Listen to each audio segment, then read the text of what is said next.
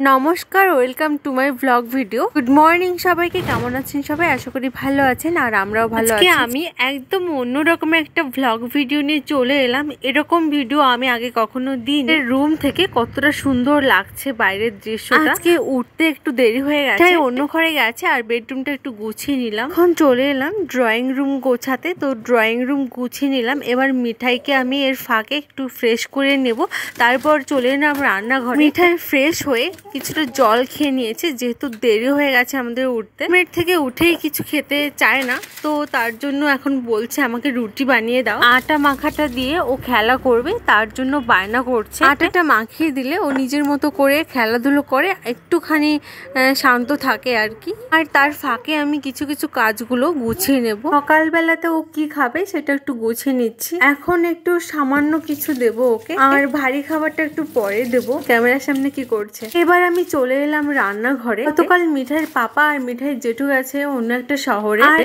আমি আর মিঠাই শুধুমাত্র বাড়িতে। তো রাত্রেবেলা এটা পানিন্ন তৈরি করে খেতে হয়, এটা এনেছিল। আর কিছু পিৎজা এনেছিল, তো কিছুটা টুকরো টুকরো করে খেয়ে রেখে দিয়েছিলাম।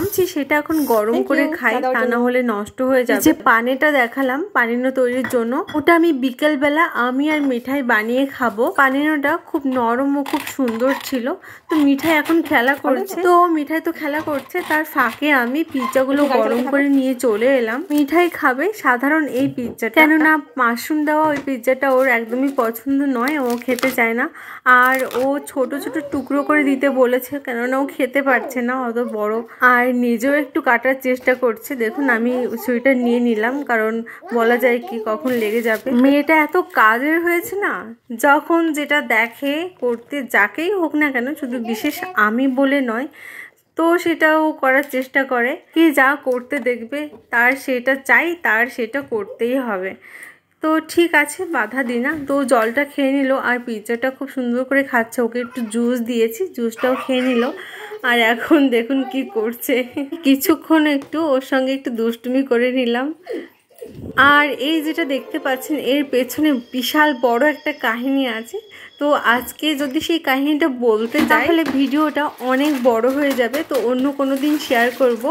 আগের দিন রাত্রিবেলা রান্নাঘর মুছে এটা ধোয়া হয়নি, তো এখন সকালবেলা ভালো সুন্দর রোদ বেরিয়েছে, তো আমি এটাকে ভালো করে ধুয়ে রোদ্রে শুকাতে দিচ্ছি। কেননা এরকমটা ভিজে থাকলে গন্ধ হয়ে যাবে। ততক্ষণে আবারও চলে এলাম মিঠাইয়ের কাছে। মিঠাই কি করছে ওকে একটু চোখে চোখে রাখতে হয় সবসময়, কি করছে একটু দেখে গেলাম। এখন আমি একটু বাইরে চলে এলাম। দেখুন জবা ফুলটা কি সুন্দর লাগছে। আর বেদানা গাছে প্রচুর পরিমাণে কুড়ি এসছে আর ফুলও ফুটেছে। জানি না কতটা ফল ধরে কিনা, কারণ এখানকার গোড়ার দিকে মাটিগুলো অনেক স্বল্প আর রোদের তাপটাও প্রচন্ড। প্রতিদিন জল দিয়ে দিয়ে ভিজিয়ে রাখতে হয়। তারপরে এবার চেষ্টা করছি, দেখা যাক বেদানা ধরে কিনা গাছে। আর এটা হচ্ছে পুদিনা গাছ, দুই ধরনের আছে। আর আমার এই ছোট্ট ছাদে অল্প করে অনেক জিনিসপত্র লাগিয়েছি। দেখুন এটা অ্যালোভেরা, আমার খুব পছন্দের। আর হচ্ছে পেঁয়াজকলি।